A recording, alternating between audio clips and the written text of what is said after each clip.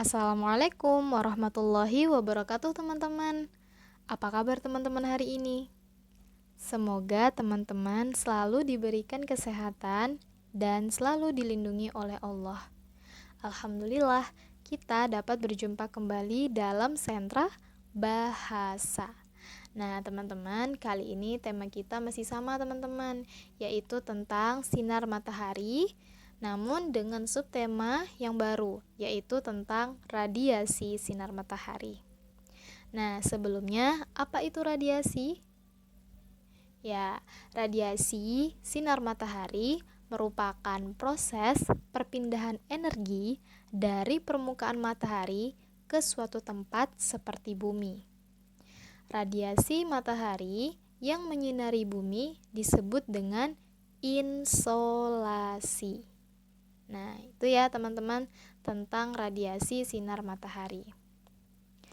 Nah, radiasi terbagi menjadi dua, yaitu radiasi yang dapat terlihat oleh mata dan radiasi yang dapat kita rasakan di kulit kita. Ya. Nah, selanjutnya ada 3 cara radiasi sampai ke bumi, yaitu yang pertama radiasi langsung, yang kedua, radiasi hamburan, dan yang ketiga, radiasi total. Nah, namun teman-teman, jenis radiasi terbagi menjadi 3 lagi, berdasarkan temuan dari Ernest Rutherford, yaitu yang pertama ada alfa, yang kedua ada beta, dan yang ketiga ada sinar gamma. Nah, itu ya teman-teman. Selanjutnya, radiasi dapat digunakan dalam beberapa bidang, yaitu dalam bidang kedokteran, dalam bidang komunikasi, dan dalam bidang teknologi. Wah, Masya Allah ya, radiasi ini dapat digunakan dalam beberapa bidang. Nah, selanjutnya, ternyata ada dampak positif dan dampak negatif yang ditimbulkan oleh radiasi sinar matahari. Nah, kita ke dampak positif dulu ya teman-teman. Jadi ada 2 dampak positif. Yang pertama adanya penggunaan dari radiasi sinar matahari ini dalam membantu proses fotosintesis. Nah, jadi salah satu elemen yang dibutuhkan dalam proses fotosintesis adalah sinar matahari. Nah, lalu yang kedua, dampak positifnya, radiasi sinar matahari itu dapat digunakan untuk menjemur pakaian, ya. Jadi untuk mengeringkan pakaian kita. Nah, jadi itu teman-teman, dampak positif yang ditimbulkan dari radiasi sinar matahari. Namun, kalau terlalu banyak radiasi sinar mataharinya terpapar di kita, terkena di manusia, nah, akan menimbulkan dampak negatif. Yang pertama, dapat menyebabkan kanker kulit. Nah, ketika kita terlalu lama terpapar oleh sinar matahari tanpa pelindung, nah itu dapat menyebabkan penyakit kanker kulit. Lalu dapat pula menyebabkan katarak pada mata. Nah, jadi sebaiknya hindari ya kita melihat langsung ke matahari karena itu dapat merusak mata kita.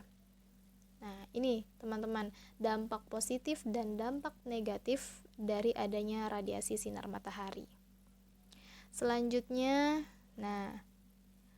ada yang namanya rumah kaca. Apa itu rumah kaca?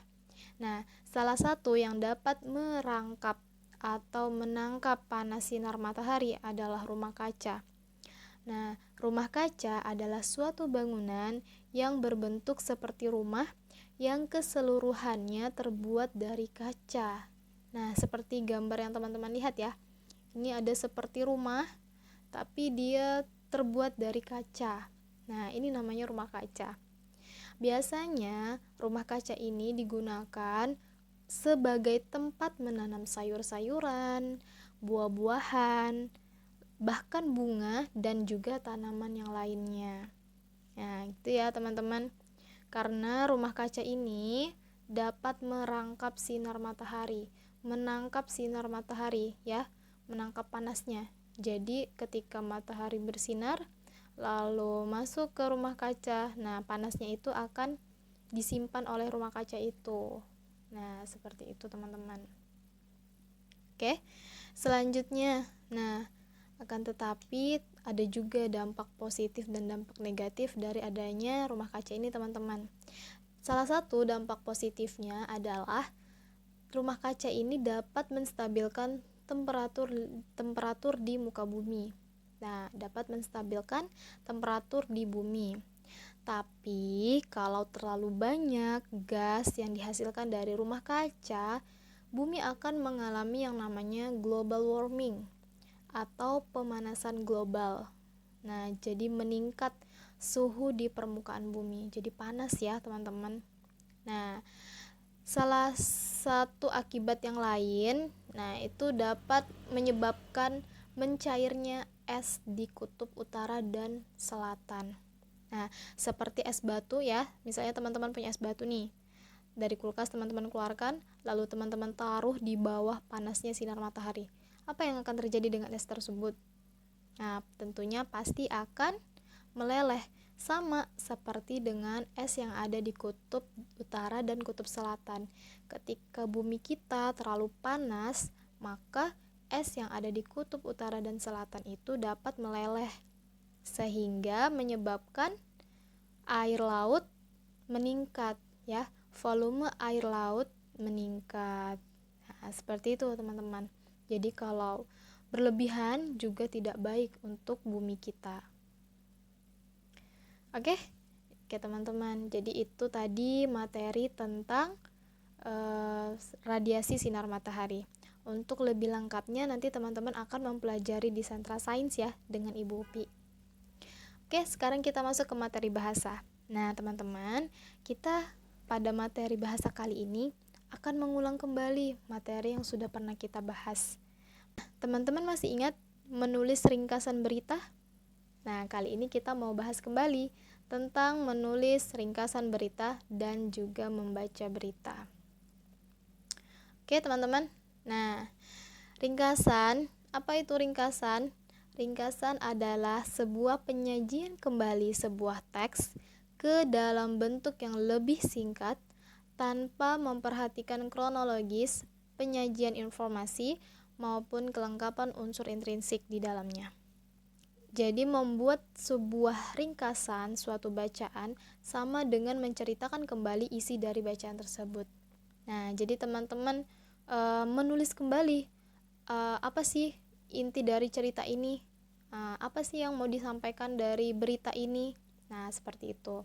Karena kita bahasnya berita, jadi berita ini beritanya tentang apa sih. Nah, seperti itu ya teman-teman, ringkasannya saja, jadi bukan keseluruhannya ya. Dan biasanya pun menggunakan bahasa kita sendiri ya. Jadi pemahaman yang kita dapatkan kita tuliskan kembali. Lalu bagaimana cara membuat ringkasan suatu bacaan atau berita? Nah, yang pertama, simaklah sebuah bacaan dengan seksama sampai memahami seluruh informasi dan inti bacaan tersebut. Lalu yang kedua, teman-teman temukan dan catat seluruh ide pokok maupun informasi penting yang terdapat pada bacaan tersebut. Yang ketiga, gabungkan seluruh ide pokok maupun informasi penting tersebut ke dalam sebuah teks. Nah, dan yang terakhir, periksa kembali seluruh teks ringkasan dan pastikan tidak terdapat kekeliruan di dalamnya. Nah, jadi teman-teman, yang harus teman-teman lakukan itu pastikan baca dulu beritanya. Nah, beritanya tentang apa sih? Dibaca baik-baik. Lalu dicatat informasi penting apa saja yang ada dalam berita tersebut. Nah, inti dari berita tersebut apa? Nah, nanti teman-teman kalau sudah teman-teman catat yang penting-penting, teman-teman gabungkan. Setelah teman-teman gabungkan, nah, teman-teman bisa olah kata-kata sendiri. Nanti teman-teman boleh tulis kembali dengan bahasa teman-teman sendiri. Nah, itu ya teman-teman cara menulis ringkasan berita. Ini berlaku juga untuk bacaan, ya. Oke, itu saja untuk materi bahasa hari ini. Sekarang kita masuk ke tugas. Nah, Ini teman-teman sudah pernah lakukan juga sebelumnya. Nah, silahkan teman-teman cari berita tentang radiasi sinar matahari di internet. Nah, teman-teman boleh searching ya di internet. Lalu setelah itu teman-teman tulis ringkasan dari berita yang teman-teman dapatkan. Nah, misalnya teman-teman udah dapat beritanya di internet. Nah, coba teman-teman salin dulu beritanya lengkap. Setelah teman-teman salin beritanya, lalu teman-teman buat ringkasan lagi. Nah, inti dari berita yang teman-teman dapatkan itu apa? Nah, silahkan teman-teman tulis dengan menggunakan bahasa teman-teman sendiri, ya. Jadi apa yang teman-teman pahami itu yang teman-teman tulis. Itu dari ringkasan berita. Lalu setelah itu teman-teman boleh bebas mau dihias, mau ditambah gambar, tambah tempelan origami, boleh. Silakan dibuat semenarik mungkin. Oke? Dan yang terakhir, teman-teman silakan buat video ketika teman-teman membaca berita yang teman-teman dapatkan. Ingat ya teman-teman, pastikan ketika membaca berita dilihat tanda bacanya, dilihat bagaimana artikulasi ya. Ketika kita membacakan, pastikan mulutnya dibuka, suaranya lantang. Nah, seperti baca berita di TV, teman-teman pernah lihat di televisi ya, ada reporter yang membacakan berita. Nah, boleh teman-teman seperti itu cara bacanya. Nah, pastikan teman-teman yang harus teman-teman perhatikan itu adalah artikulasinya, pelafalan kata ya, jelas a, i, u, e, o nya. Nah, seperti itu ya teman-teman.